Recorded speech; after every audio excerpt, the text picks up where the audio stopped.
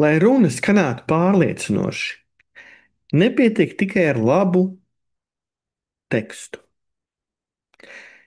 Ir vajadzīgs mēģinājums, treniņš. Un ja tagad uzzināsi, kā es trenēju balss tembru, dikciju, intonāciju, un kā es strādāju pie savas ķermeņa valodas, kā gatavojoties publiskās uzstāšanās reizei.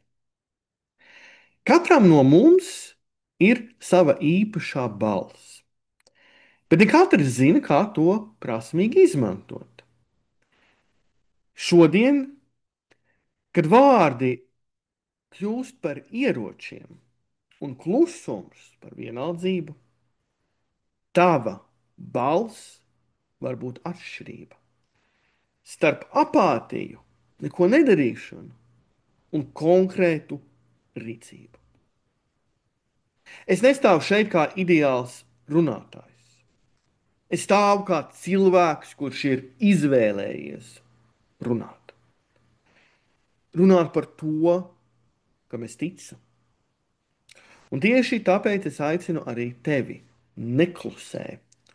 Runā skaidri, runā godīgi, runā tā, lai tevi dzird.